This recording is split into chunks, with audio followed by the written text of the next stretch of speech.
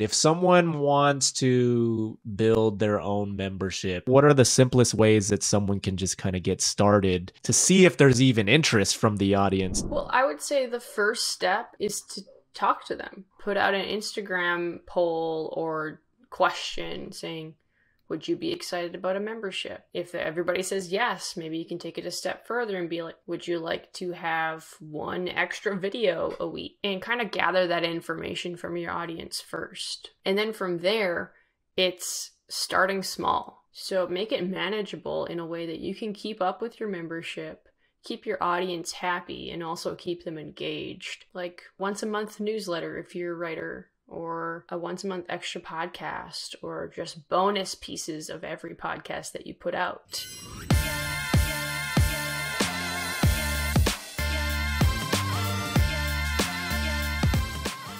Welcome to another episode of the Videocraft Show presented by Video Husky. I am John Santiago, and every other week I bring you a conversation designed to help you become a more business savvy video creator. We talk about diversifying your revenue when it comes to building a business out as a video creator. You don't want to rely solely on one stream of revenue, be it YouTube AdSense or brand deals.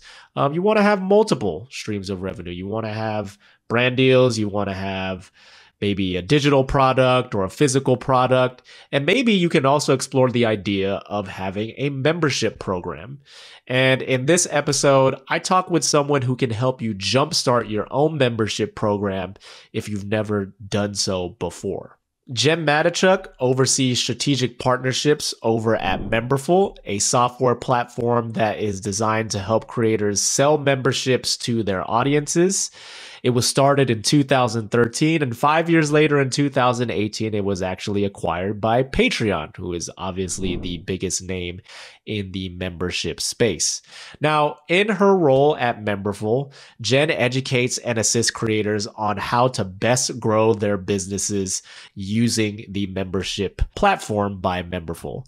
Now, she brings a wealth of experience to Memberful because she actually helped develop and spearhead and launch the membership program for Rhett and Link, the big dynamic comedy duo on YouTube, who started the Mythical Society not too long ago for their audience. So in this episode of the Videocraft Show presented by Video Husky, I talk to Jen about all things memberships, and we talk about how to design a membership that is worth purchasing for your audience, where a creator should start when it comes to designing or building a membership of their own. And also we touch on the differences between having an owned platform versus a rented platform for reaching your audience. I think that is something that you are not going to want to miss, and you're going to want to listen to in this particular episode of the Videocraft Show presented by Video Husky. We talk about those subjects and so much more. So let's not wait any further. Let's go ahead and just jump straight into my conversation with Jen Matichuk of Memberful. Hey, Jen, thank you for joining me on the show today. Appreciate it.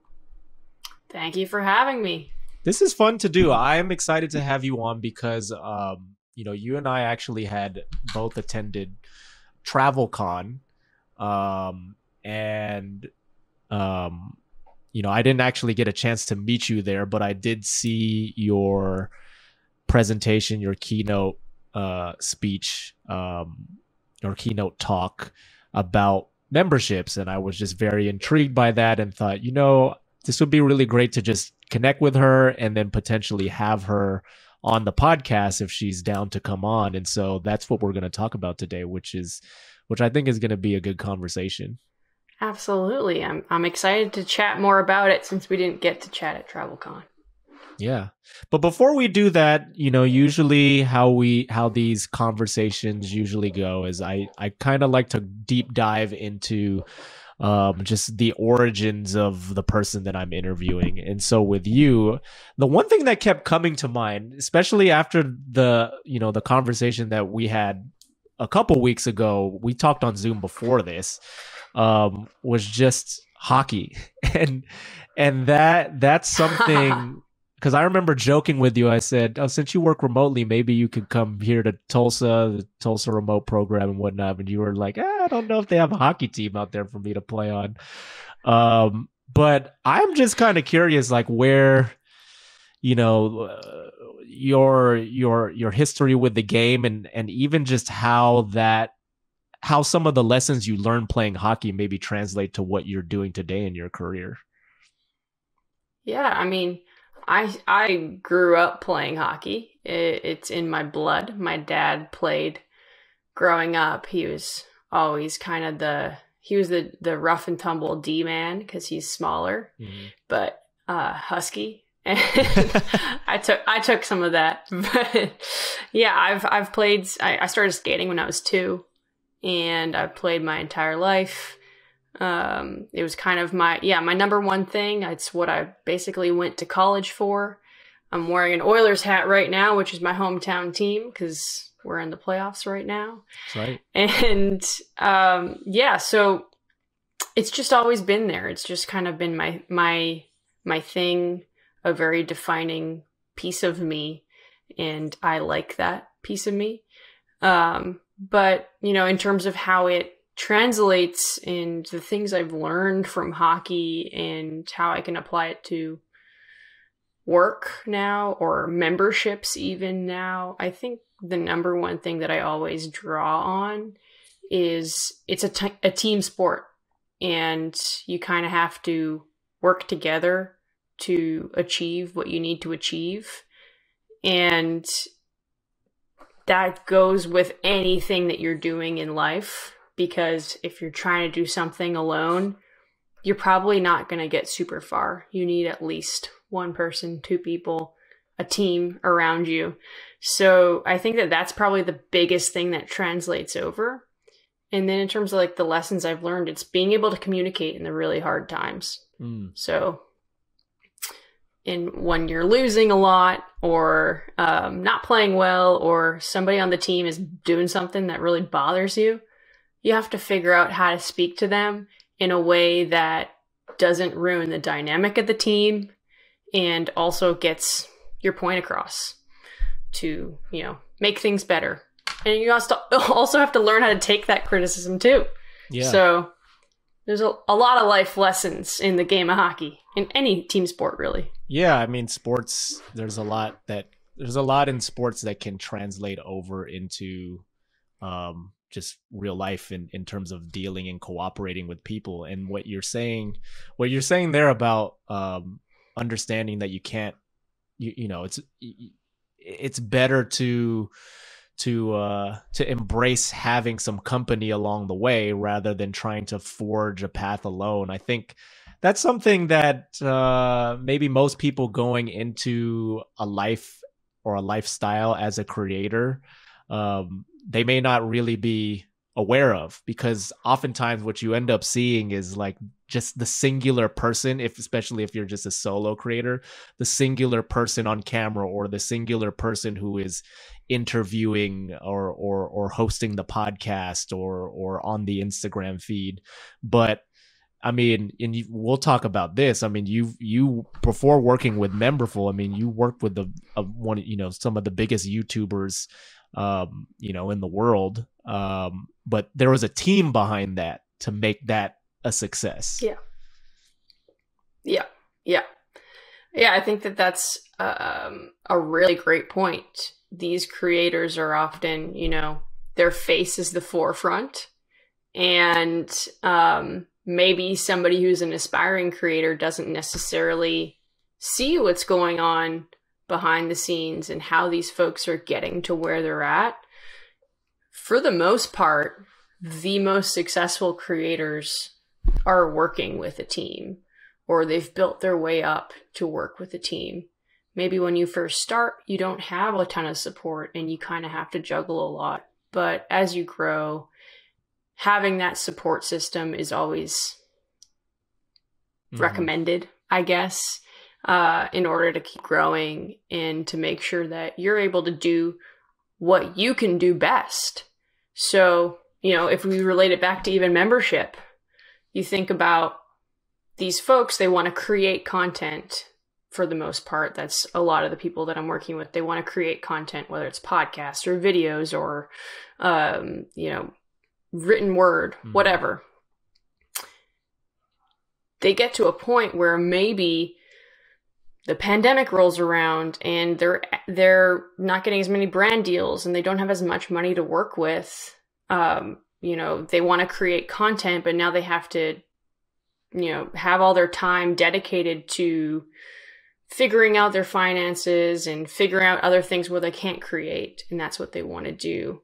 Where membership steps in is they can kind of have that piece that's very consistent recurring revenue that's going to help carry them along. And also their top fans, their number one folks, their number one supporters are there in their corner, pushing them along. Yeah, that's one of the things too with creating a membership is that it can be a recurring stream of income for you versus, say, a brand deal. Maybe you might get one brand deal every quarter or something like that, and then you also have to hustle to go out and pitch brands on landing those deals. I mean, that takes a lot of time and effort, and so that's why, again, we're excited to talk to you about this, about how to build up a successful membership program on this particular episode. But I want to go back to kind of dial back here where we were starting this conversation. Just so hockey, it took you to Yale, where you went to university, and then you ended up studying film there, correct? So you have this background already in entertainment. Yeah, I mean, I would say that film at Yale is more critical analysis than studying the industry. It's more analyzing film and how its history and its place in the world, and how it exists in the, all of those kind of critical analysis. The classic liberal arts college education is what it's going to get you. But yeah, so I mean, it did provide me with at least a little bit of a base to go into the industry, and move to LA eventually and try and pursue something along the lines of what the entertainment industry is. Yeah, and you moved to LA like early 2010s, and then you basically landed with Rhett and Link. That was working with them was like your first job out of college? Yeah, I moved to LA in 2013. That's when I graduated. And I applied for a lot of jobs. I mean, being Canadian, it's a little bit harder to get a job because of the visa stuff. But yeah, Rhett and Link, I applied with them for, I think the position started off as a brand coordinator. This was kind of before social media managers were a thing. It kind of just like fell underneath of someone else. Like, hey, you can post this on Facebook, right? But Rhett and Link have kind of always been at the forefront of what's going on in the digital world. They've always been leaders in that space, I would say. And I think that this was no different. They were some of the first creators to hire somebody to take their social media to a different level than it was. And yeah, so I started working with them right after I graduated. And so when you eventually started working with them, how big was the team at that point? Were they just still kind of like building it out? Were you one of like the first members to join it as they started to expand? Yeah, so including Rhett and Link, I was the sixth person in the office. Yeah, so there were 5 people in the office, including them too. So yeah, I was the 6th one. And yeah, it was a small office for a while. We didn't experience exponential growth until probably like, I don't know, end of my first year. Okay. While I was working there. And when I started there, Good Mythical Morning wasn't really their number one thing at the moment. They were more focused on their main channel, which was like their rap videos, music videos, that kind of stuff. So a lot of time and resources were dedicated to those big videos, and Good Mythical Morning was kind of a side project for them at this point. But once things started to snowball with that show, that's when, you know, some resources kind of started to flip over there, and they started to put more into that show, hire more folks on, and, you know, it went from there. And at that time, you know, we're talking about almost a decade ago here. And, you know, that's still like the early days of like even just influencer marketing and whatnot. I don't even think that many brands were really that hip to it yet, or at least not the majority. There were the early adopters, but I'm kind of curious, like what were the main streams of revenue for Rhett and Link at that time to kind of help them grow that business, to hire you and other people on board? Well, Rhett and Link had their Commercial Kings show on IFC just before that, and that was a big thing. And they were also YouTube partners. I mean, they still are. So they were in before anybody even were able to turn on ads on their channels. They were in that program, like early on with like all of the other OG YouTubers, like Smosh at the time, who is now under Mythical, right? So that was probably the number one source, was still the YouTube ad revenue. And they worked with brands on their music videos too. So one of the first ones that I helped work on was Nerd versus Geek, that rap battle. And that one was sponsored by Tiger Direct, I believe. Oh yeah. Yeah, so it's the electronic site. Yeah, so that's kind of what was pushing them along as well, as they would seek out brands to help with their big main music videos. And I know they did another one with Buick and another, so those were big pushes as well for revenue. But once they kind of moved into Good Mythical Morning as the big thing, it did become more about brand deals too, and so on and so forth. Why do you think Good Mythical Morning was able to take off like it was? I mean, it was interesting. Like, even just before I hopped onto this conversation, I was looking up some stuff with you featured in some of the, the old videos and whatnot. I'm sure you've seen some of this stuff. There's like a video that has 3 million views, and it's titled Jen versus Link for 7 minutes straight.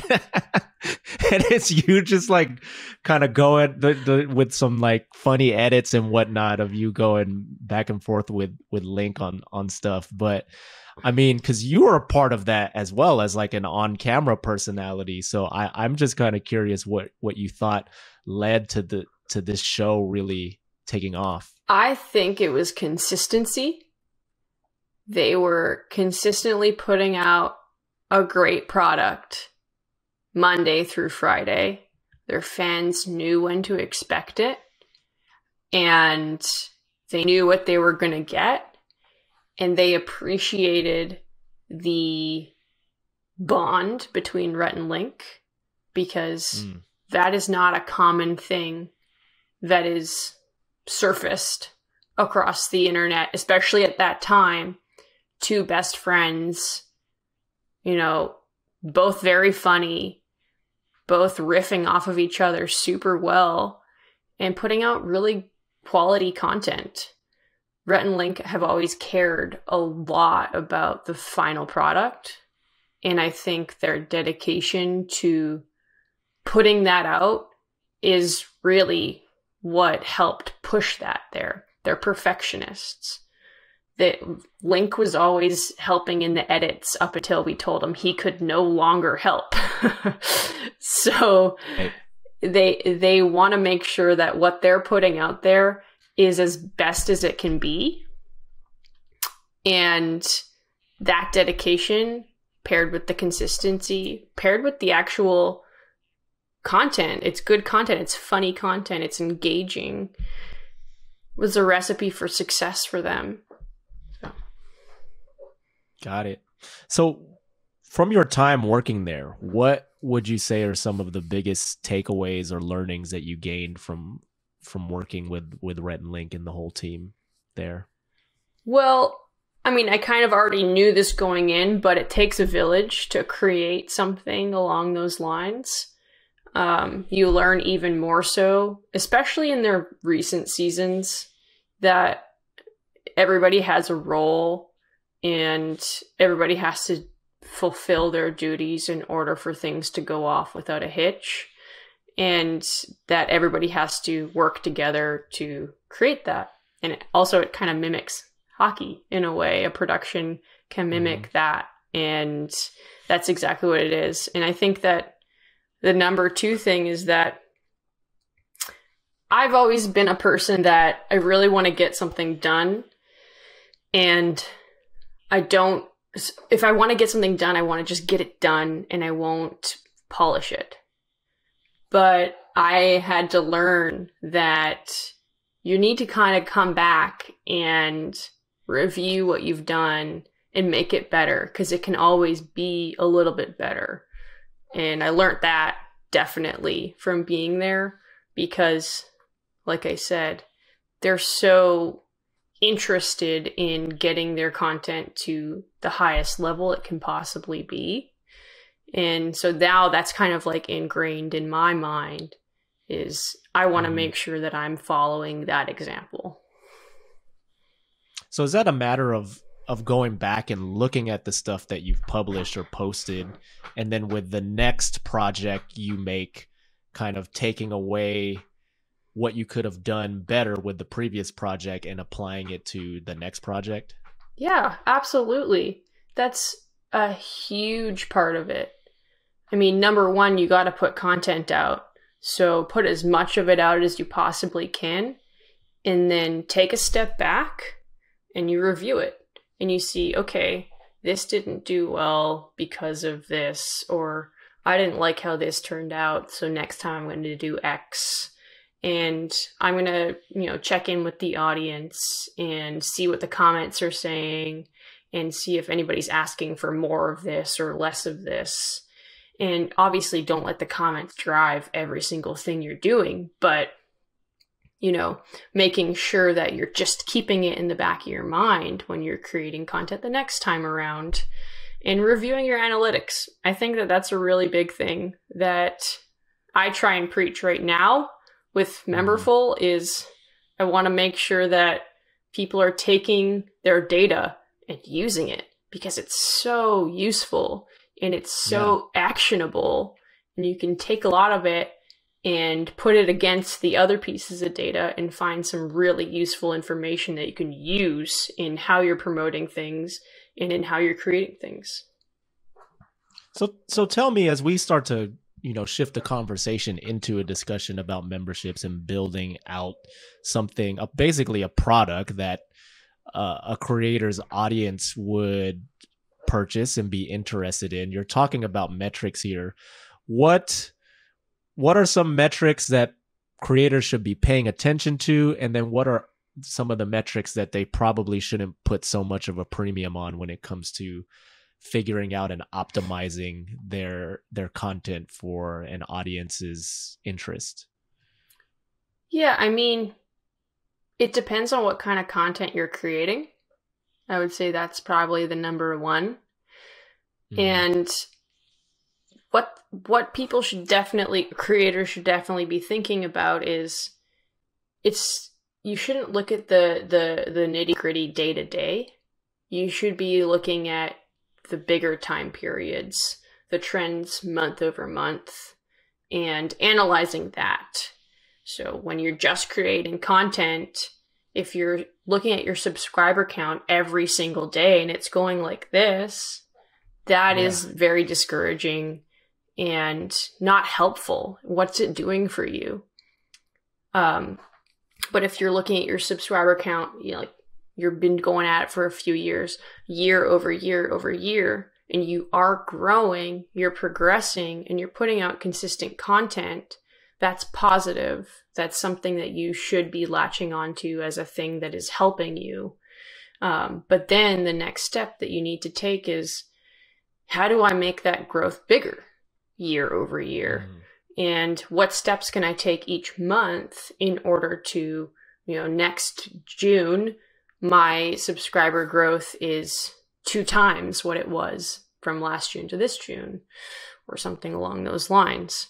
So I would say there's not a specific metric that you should focus on or not focus on. It's the time that you're looking at it. And over time, you should be evaluating what you're doing and how it's affecting your data, your analytics, and all of that good stuff. Yeah. I mean, and then with time, like the audience can change as well. Like maybe some of the people who came in initially, maybe you've created another piece of content that has brought a whole new bunch of people who maybe have some different characteristics to the people who originally came in. So, being able to see these things play out over time definitely makes a lot of sense to do, rather than just looking at, it's almost like investing rather than looking at like the day-to-day fluctuations of the stock market. You should probably look at the stock market over the course of a 10-year, 20-year span.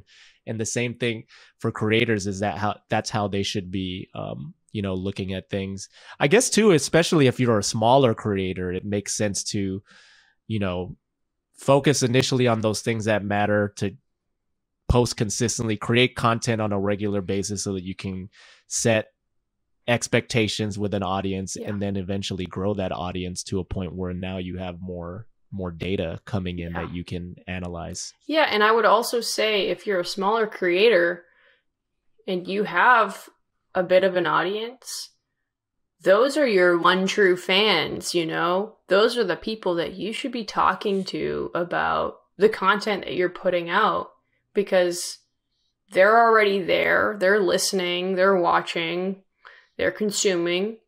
Talk to them about what you're doing. That's another huge thing is even with a membership, for instance, it's like a built-in focus group sometimes where you can speak to them about what they're interested in. And, you don't have to do every single thing they ask, but it's going to be really helpful if 9 people out of 10 say, I want you to post a bonus picture every week. Then you should probably post a bonus picture every week. That's a dumb example, but that it's really helpful when you're kind of maybe stuck in your own bubble sometimes of what the world is dictating what you should be doing. Like TikTok saying you should be doing these dances.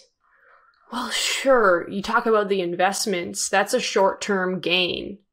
That is a short-term, I'm going to have a viral video. You're not necessarily going to be capturing an audience for the long haul if you're just doing a trendy dance. You need to do something that's true and unique to you, that's going to, gather the folks that are also interested in what you're doing. So let's dive in more here now into what you do at Memberful, and then obviously expand this conversation into more of what we're talking about with memberships. So you work in strategic partnerships with Memberful. So why don't you tell me a little bit more about what that entails? Yeah, so Memberful we're a smaller subset within Patreon, but we're still our own business. So we have a smaller team. And with that, someone who has the title partnerships isn't necessarily only doing partnerships. So I wear a few different hats with what I'm doing. But yeah, so I started at Memberful back in 2019 for strategic partnerships. And my main goals are really to make sure that I can grab as many folks as I can to come onto the platform and build their memberships with them. So, you know, anyone from a video creator to a podcast creator or whoever, I'm going to try and grab those folks that are maybe on the bigger side and work with them to figure out, can they do a membership? Does it make sense to do a membership? And then eventually help them build it and then launch it and then grow it. So I'm wearing a lot of different hats in that sometimes bigger companies will have somebody on each of those different steps. Whereas, you know, I kind of have to rotate my time based on, okay, I have a lot of launches, or I have a lot of people I'm trying to push through to build their membership, or now it's my growth week or whatever. So there's a lot of different, every day is a little bit different based on that. Yeah. Exactly. And you got to Memberful because of you had the experience already in building a membership before. You had basically, you know, built up Rhett and Link's membership platform, and then you parlayed that into this role there. I mean, and I remember when we talked a bit about this, like you were kind of just figuring stuff out like on the fly with them. It was like, oh, okay, we need a website. Okay, I have to figure out how to build that with WordPress. Oh, we need like a payment processing system. I need to figure out what payment processing to use. So I guess talk to me more about that experience of building that from the ground up, and then, you know, how that has been able to obviously translate into your role with helping creators build up their own memberships with Memberful. Yeah, absolutely. I mean, at the last like 7 or 8 months that I worked at Mythical, I helped them build up the Mythical Society. And that was based on Memberful. So that was, you know, obviously a perfect segue into working at Memberful. But yeah, so because I knew the fans really well, and I had been interacting with them for several years on social media and all that good stuff, I felt like I could help build something that they'd be really excited about. And that, you know, turned out to be the society. So it took a lot of months of figuring out how we want to present it. Do we want it to be an extension of Mythical, or do we want it to be kind of its own thing that's its own brand? What do we want to offer? What tiers do we want to offer? Luckily, I had so much help from Lauren on the Memberful team right now. She's still on the team, and she was absolutely instrumental with helping me through the process. She helped me put together a great checklist to figure out exactly what I needed and what I wanted to do and how I should do it, and the steps to take to get there.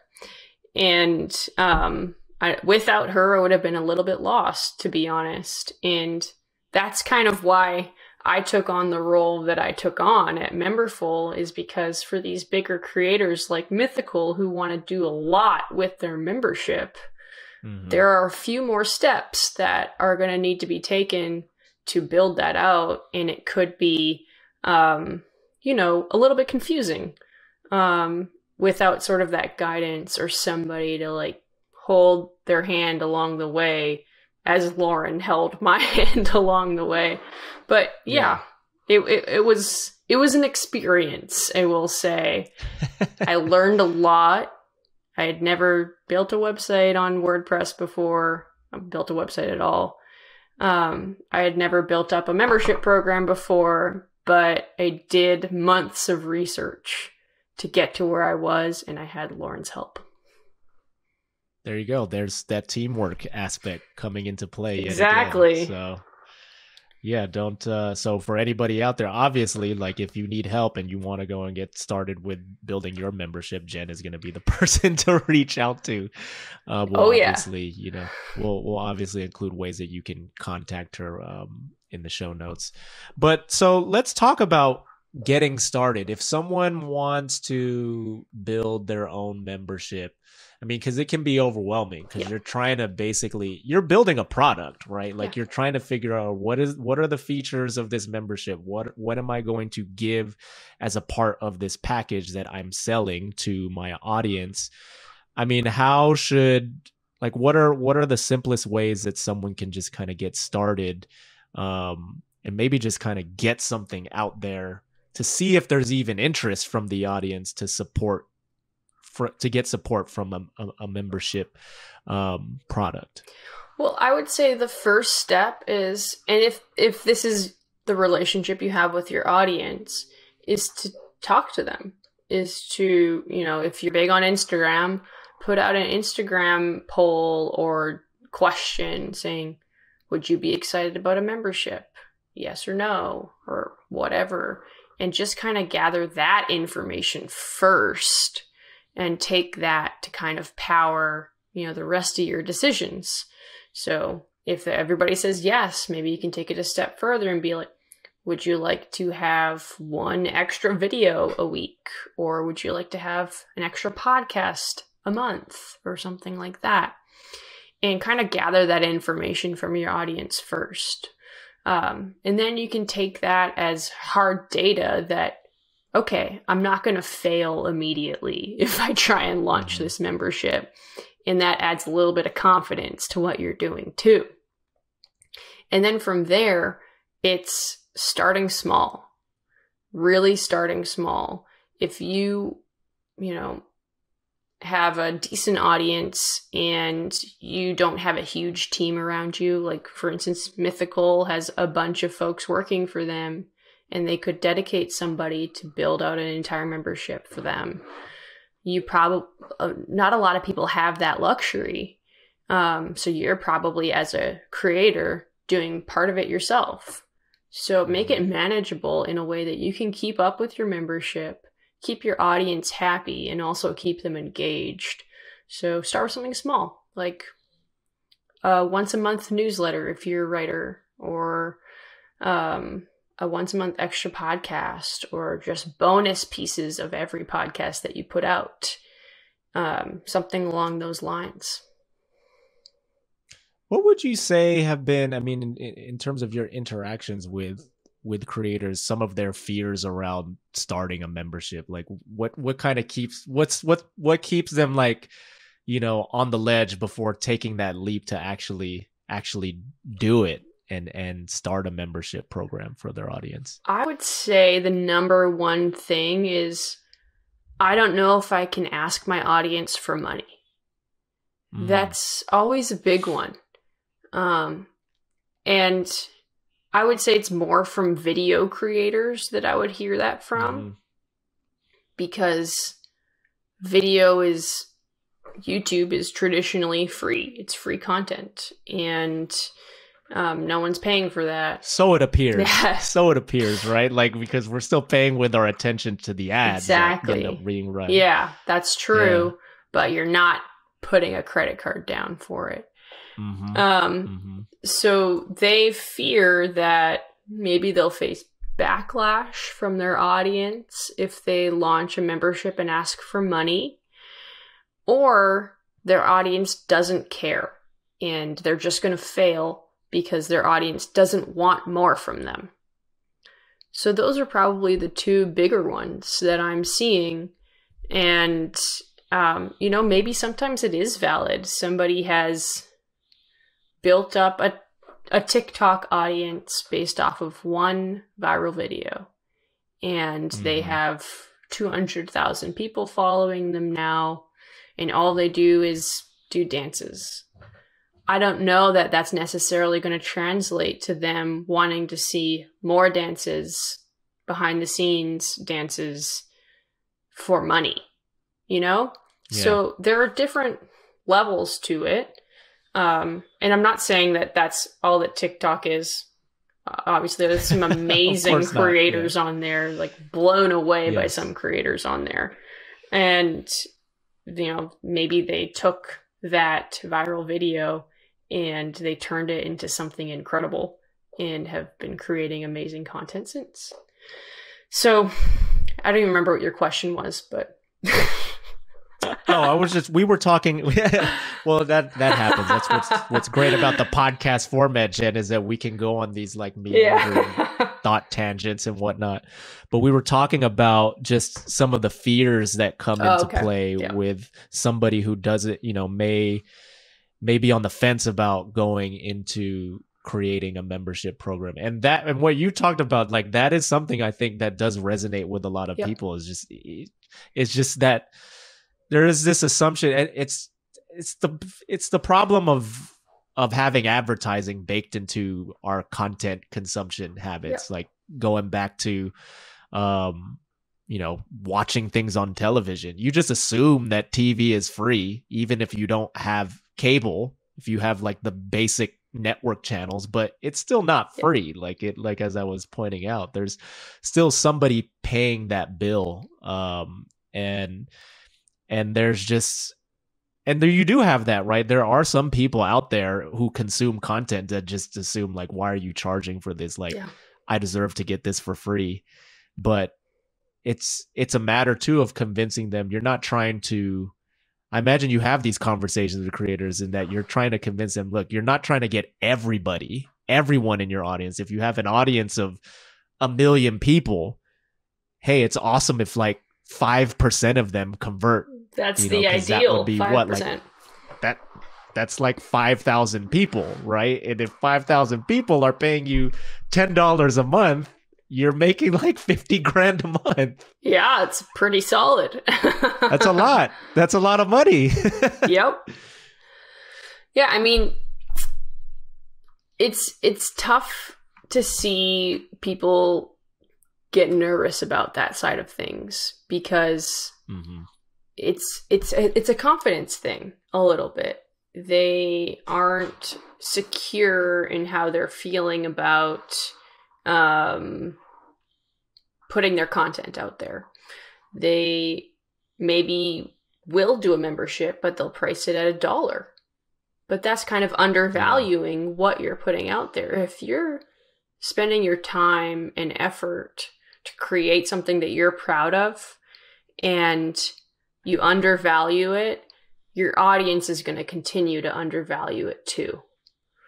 So price it at something that really is where it should be. Maybe that's $7 a month for a bunch of, content about you, the expert on the subject of whatever you're speaking about, Yeah, I mean, that pricing is definitely one of the trickiest parts of any kind of business, is figuring out what is the value of something, because I mean, if you want to get philosophical here, I mean, price is kind of just arbitrary. I mean, we could go, for example, to another country and buy a plate lunch in Mexico, for example, and it might cost you $3 or $4, and you can buy the same exact Mexican meal in the US, and it will probably cost you double or more. Or more, yeah, plus tip too. We haven't even like factored in tip. But I'm curious about what is, if someone's just stuck on that, like what to price their membership. I mean, is there kind of like a default number that you go to and say, hey, if you don't really know, maybe you should just start with at least this, no lower than this, like at most? Yeah, I mean, again, I will say it depends. It depends on what content you're putting out there, how much of it you're putting out there, and what your niche is. So let's say that you're giving out something along the lines of finance.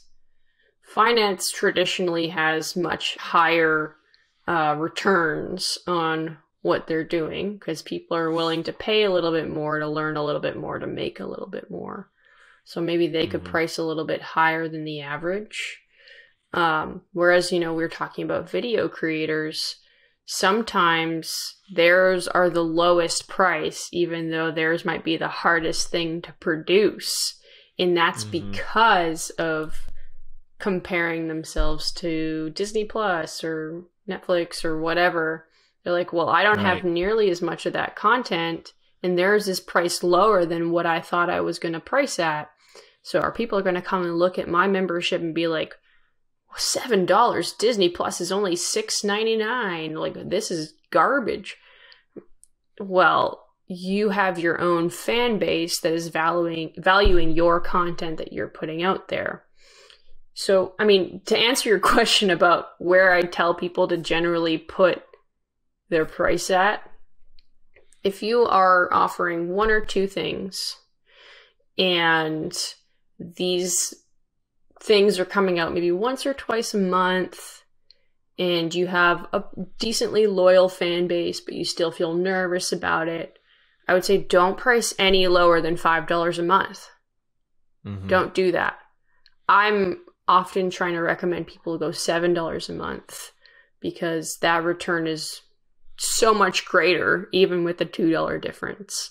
So, yeah, I mean, exponentially, it just compounds. Like the more people that you get on, like the difference in $1 or a few dollars and cents can wind up, in mass if you're converting like a certain percentage of your audience into paying customers, can actually turn into like a couple hundred or like a couple $1,000 difference in revenue. You can't really see it like at the individual level, but then when you start to see the numbers in total, you can get a better picture of what that price, the impact of that price can have. Exactly. I'm also curious. I'm curious about, let's think from the perspective of somebody who maybe is a bit more established. They've got a membership, program already out there, but they want to ramp things up, and of course they want to maybe add some additional features, restructure the packages or offerings that they have, and then obviously increase pricing on that. Do you have any advice on how to like communicate messaging around that? Like if they're planning to raise pricing, should people keep their audience who paid the initial price on grandfather pricing and never increase them? I mean, I guess kind of what is your take on that when it comes to increasing prices as you move along? Yeah, I mean, it depends on how close you are with your audience, I would say. Mm-hmm. If you're the kind of creator that's always communicating with your audience and being very upfront with them about what you're doing and talking to them about what they like, what they don't like, I think that this makes this situation maybe a little bit easier, because if you do plan to raise prices on every single person, then you need to be upfront with that. You need to be very honest and give a very specific reason about it. Say, hey, I'm launching this new series and it's costing me X amount of money out of my pocket, and I want to make sure that I'm putting out the best possible content for the folks who are in this membership. And with that, I'm going to have to raise the membership by $2 a month.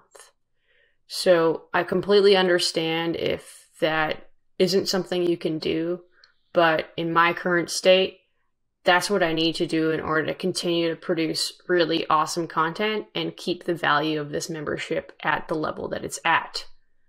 On the other hand, I've seen some very successful campaigns where folks are grandfathered into their pricing, and the retention is just absolutely nutty, because they know if they leave, they have to rejoin at the higher price.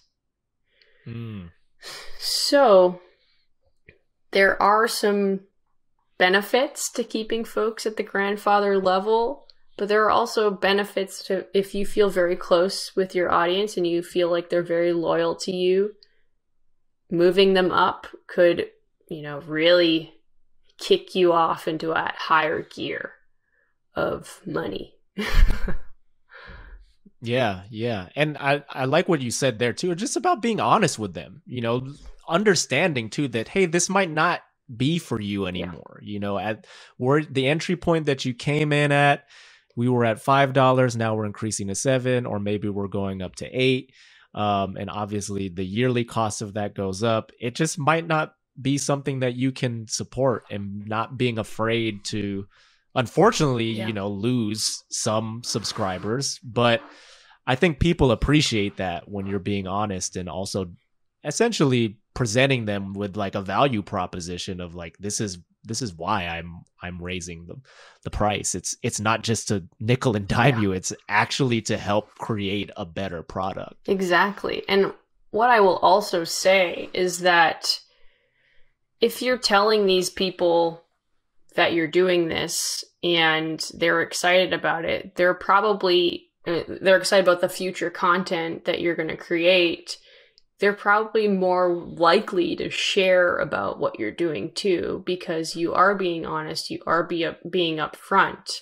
And that's like the number one thing that I tell my clients, is to make sure that you're always honest with the folks that are buying what you're selling. That's the honest relationship goes a long, long way. Yeah. I mean, because even then, like when you tell the truth, they'll talk about you to their other creator friends, or their other, their friends who may be interested in, signing up to their membership or to your membership. And the fact that you're being honest with them, I think, like you said, it definitely goes a long way. One other thing I will say about that too, though, I know I keep on jumping off of the same point, but oh no, go ahead.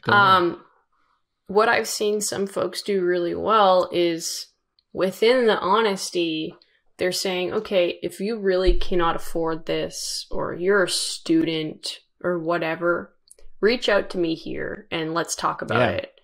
And so some folks will do discounts if you have a .edu email address, or, they'll give specific discounts to folks who reach out to them about a situation that they're in or whatever.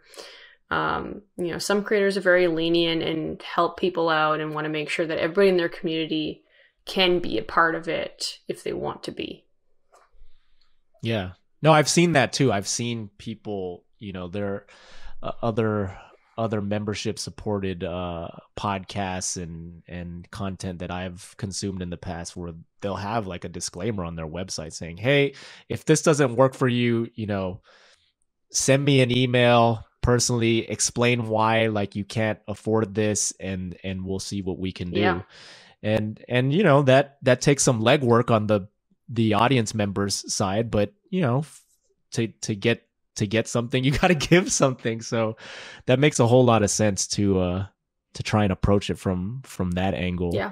I want to go back, to something you mentioned. Obviously you had mentioned that Memberful is owned by Patreon. So when somebody is deciding between getting started with a membership, either going the Memberful route or the Patreon route, what would you say, differentiates the two, and why would one be better for, a certain type of creator? Yeah. So obviously Patreon is a really great product. Same with Memberful. I'm maybe a little biased, I guess, but, but what Patreon does that's a little bit different than what Memberful does is it's an all-in-one solution. So if I wanted to start a Patreon and I wanted to, get up and running and just have everything pretty much ready for me, the whole, I want to say scaffolding, but the layout all ready for me. The infrastructure. Yeah, there you go. Yeah. Gosh, scaffolding. What am I? I'm here to help, Jed. I'm here to help. I go through it too, so I know what I'm here to just like pull you up. Thank you so much. So they would go over to Patreon because it has that ready for them. It's a pretty simple setup process in terms of, if I know that I want to do a video a week and that's it, and I don't want to have to deal with anything else. I don't care about it being on my own website. I just want to have a place for my fans to go and watch the videos that I put up. then Patreon could be a really great option, because you can just go ahead and upload your video and boom, and you can set up your tiers and it's all dealt with for you right there. So it's that all-in-one solution. What Memberful is a decentralized solution. So you can essentially build whatever type of membership that you want on your own website with your own branding and be very flexible. So you can start really small, like a video a week, just like Patreon. But it's on your own website, so you got to do a few more things to make it happen. But then you're in control. You're in total control of what it looks like, how you're interacting with your audience, and how you're growing. You don't have any, like Patreon could change its layout tomorrow. You don't have to worry about that if you're on your own website, because you decide what your layout is. So I guess that's kind of the simplest way to say that these are different products, all in one versus decentralized white label. Yeah, so it's, if you're going the Memberful route too, it can be beneficial if you just want your brand to be in the forefront. Yeah. Obviously, if you're using Patreon, you're also featuring the Patreon branding out there. So I wanted to know, because this kind of allows me to go in this direction. You're bringing up something here that piqued my curiosity in this direction of having a channel that is, a direct line of communication to your audience. And there is this concept that floats around. I don't know who came up with this, but I've seen it on many like marketing websites and marketing Twitter and whatnot, to the idea of owned versus rented platforms. And like this concept that, these channels where you have been able to build, where most creators are able to build their audiences, TikTok, Instagram, YouTube, they're essentially rented platforms because, at any moment in time, the algorithm could change, or, they could change the design or layout of the website, and that can impact your reach, your capacity to reach your audience. Whereas, an own platform like a membership program or an email list, for example, there's really no way to get, to have that barrier built up between you and your audience. So I guess, could you talk to me more about that? Just like the benefits of having that direct line of communication. That could be like a value add, essentially, if you're trying to pitch this to someone, is that, look, you're never going to miss messages from me if you're signed up directly to my membership program. Yeah. And that's one of the biggest things, even in the last month, where people are saying that Instagram Reels are not paying nearly what they used to be paying. And if they post a photo, it's getting like an eighth of the engagement that it used to get. And, I'm experiencing that on my own Instagram. Not that that's my whole career, but, that sucks to post something and you're like, oh, this is so good. People are going to love this. And then it just performs so poorly. And number one, that brings your confidence down. But number two, it's not necessarily because it's a bad piece of content. It's because of how it's being fed to people and people's own content consumption on the platform that you're on. So if you have this own space in your corner of the internet, where you have your own website and your own place for people to gather and consume your content, that is what you're controlling. And you can tell people when you post something, you can remind them on Instagram or Facebook or Twitter or whatever, but they will always have a place so they can go consume your content. On the flip side, the algorithm isn't the only problem. Instagram can close your account for any reason they feel like. Any of these social platforms can, and then you lose access to every single person that you've ever had access to. and they don't necessarily know where they can find you again.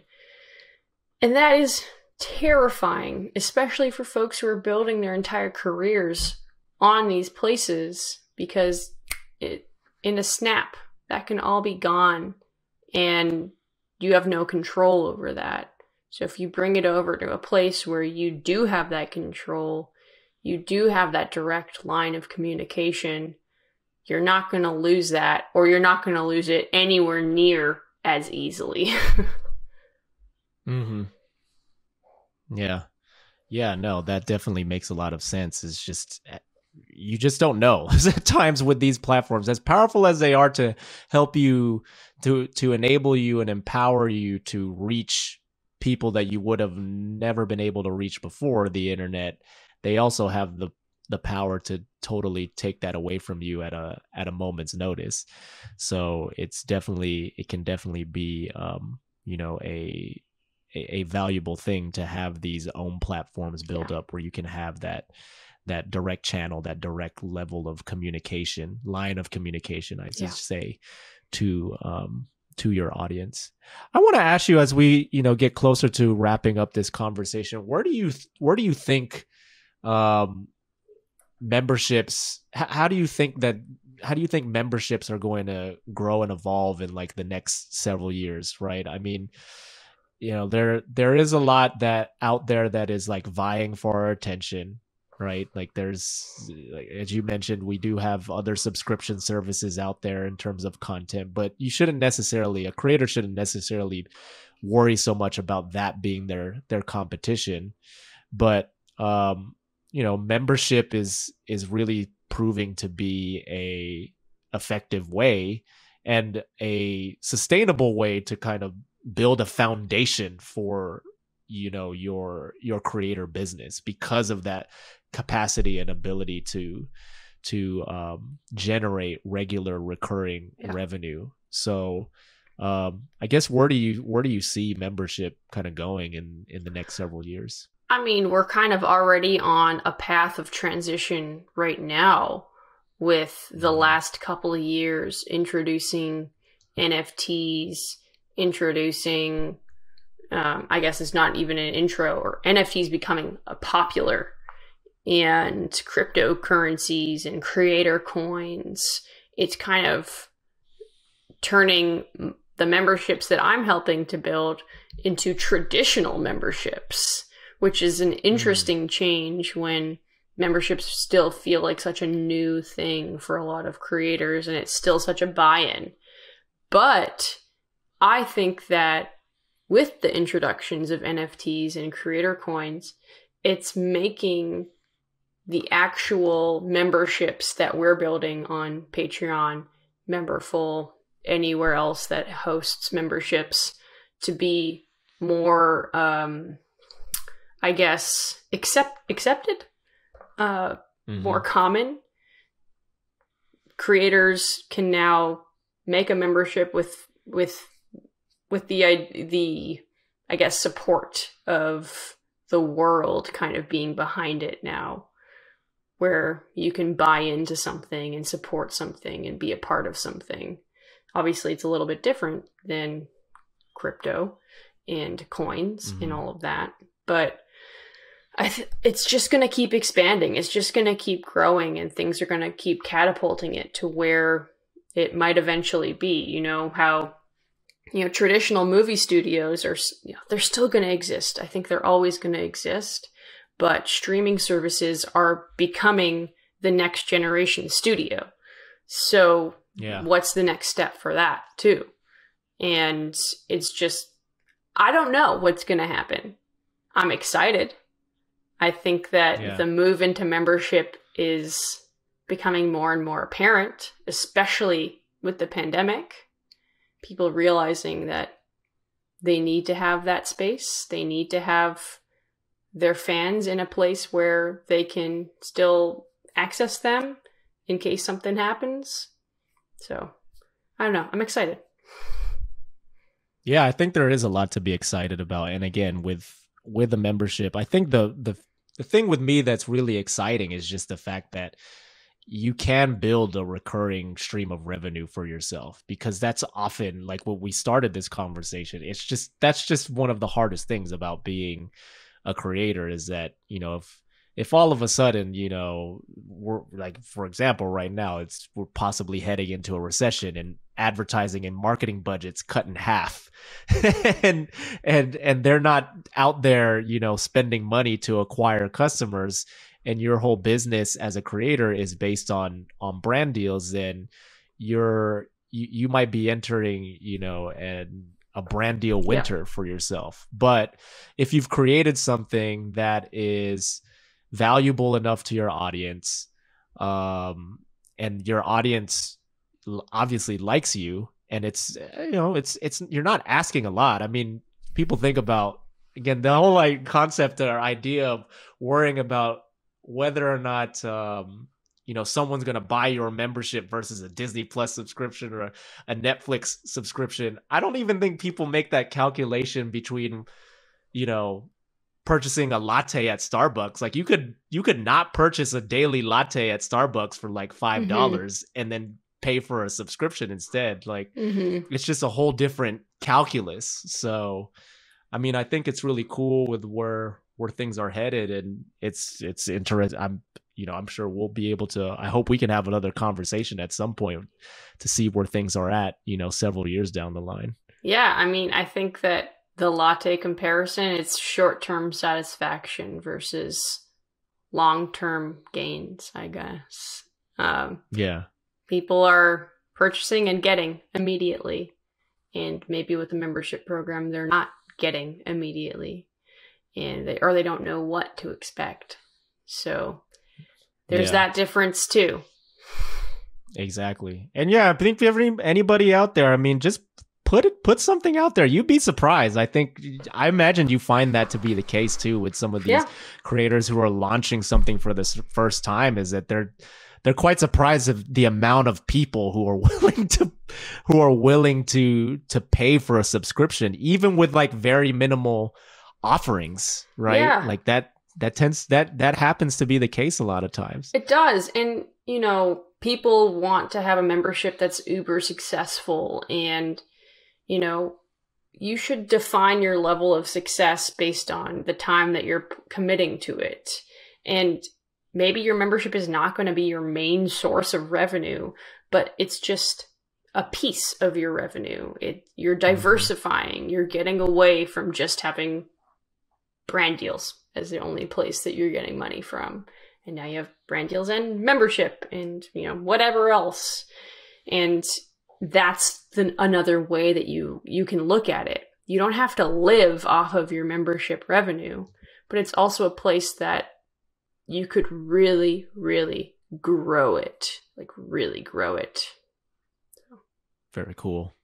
Cool, Jen. Well, thank you so much for hopping on and chatting with me for the last hour and deep diving here onto membership. So as I mentioned earlier, let everybody know where they can find you if they want to get in contact with you if they have any questions about potentially building a membership program on Memberful. Yeah, send me an email, jen@memberful.com. Or you can DM me on Twitter. It's @JenMatichuk. And go from there. Awesome. Thank you so much for hopping on the Videocraft show presented by Video Husky. It was a great pleasure to chat with you, Jen. You too. Hope you have a great rest of your day. Hey there. Thanks again for joining me on this episode of the Videocraft show presented by Video Husky. Just a reminder for all of you out there, if you are having trouble coming up with ideas or organizing your ideas, I should say, then get a free copy of our free scripting template. Doing so can help you organize and structure your ideas and help you to streamline your video editing process. Make sure to visit videocraftshow.com to learn more, and you can actually visit the show notes for this page to download your free copy, which will get delivered straight to your inbox right when you sign up to our email list. Gotta thank my guy Gio Fernandez for editing, producing this episode of the Videocraft Show presented by Video Husky. Also, a shout out to Paulo Lopez on graphics. A reminder to all of you, if you are looking to get videos edited, then visit videohusky.com to learn more. I'll see you next time on another episode of the Videocraft Show presented by Video Husky.